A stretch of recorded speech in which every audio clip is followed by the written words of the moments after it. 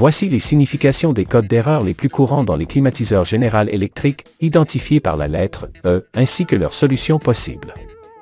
Avant d'analyser chaque erreur pour résoudre un problème, il est important de souligner que, dans de nombreux cas, réinitialiser l'appareil en l'éteignant et en le déconnectant de l'alimentation électrique pendant plusieurs minutes peut résoudre certains problèmes. De plus, selon le type d'erreur, il est courant que les pannes soient dues à des faux contacts dans les connexions, des câbles desserrés, des problèmes de câblage ou une contamination par de la poussière, des objets ou des insectes. Si, après avoir effectué ces actions, le code d'erreur persiste, tenez compte des informations suivantes. Code d'erreur 0.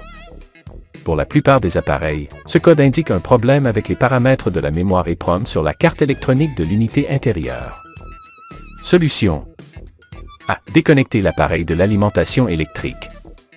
B. Localiser la mémoire EEPROM sur la carte électronique de l'unité intérieure, identifiée comme un composant intégré à 8 broches. C. À l'aide d'un multimètre, mesurer les résistances électriques proches de l'EEPROM. Si l'une d'elles présente une valeur anormale, remplacez la résistance défectueuse. D. Rallumer l'appareil et vérifier si l'erreur persiste. Si le problème continue, remplacez et reprogrammez l'EEPROM ou substituez-la par une EEPROM provenant d'une carte électronique similaire. Code d'erreur 1. Ce code indique une panne de communication entre l'unité intérieure et l'unité extérieure. Solution. A. Vérifier et sécuriser les connexions ainsi que l'état du câble de communication. B. Vérifier la stabilité de la tension d'alimentation. En cas de tension instable, envisagez d'utiliser un stabilisateur. C. À l'aide d'un multimètre réglé sur la tension continue, vérifiez le signal entre le câble de communication et le neutre. Une valeur oscillante indique un signal actif, tandis qu'une valeur constante suggère des problèmes de communication. D. Inspectez les optocoupleurs du circuit de communication. E. Si le problème persiste, envisagez de remplacer la carte de contrôle. Code d'erreur 2. Ce code indique une défaillance dans la détection du passage par zéro du signal de courant alternatif, ce qui affecte le fonctionnement des composants électroniques. Solution. A. Vérifier le circuit de passage par zéro sur la carte électronique de l'unité intérieure. B. Inspecter l'optocoupleur, comme le PC817 ou tout composant étiqueté ZCD ou 0X. C'est remplacer les composants endommagés si nécessaire. Code d'erreur 3. Ce code indique que la vitesse du ventilateur de l'unité intérieure est hors des paramètres normaux. Solution. A. Nettoyez le ventilateur et assurez-vous qu'il n'y a pas d'obstruction, en vérifiant que l'arbre du moteur tourne librement. B. Si le ventilateur utilise un condensateur, vérifiez son état et remplacez-le si nécessaire. C. À l'aide d'un multimètre, inspectez le triac sur la carte électronique qui contrôle le ventilateur. Remplacez les composants défectueux si nécessaire.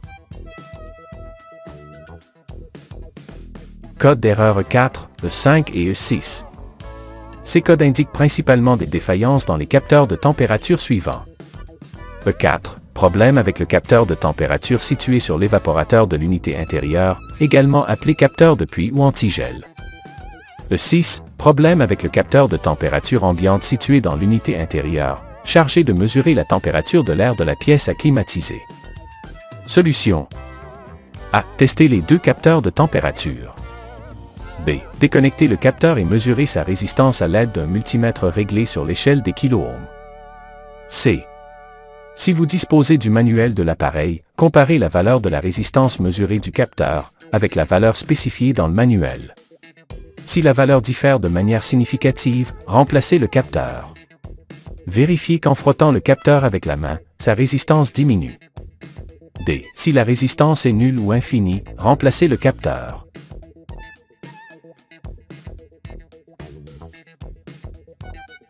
Le code d'erreur EP sur un climatiseur indique une défaillance de l'interrupteur de température situé en haut du compresseur. Il est important de rappeler que la température la plus élevée du cycle de réfrigération se trouve à la sortie du compresseur, juste après la compression du gaz réfrigérant. Pour cette raison, l'interrupteur est situé en haut du carter, très près de la sortie du réfrigérant.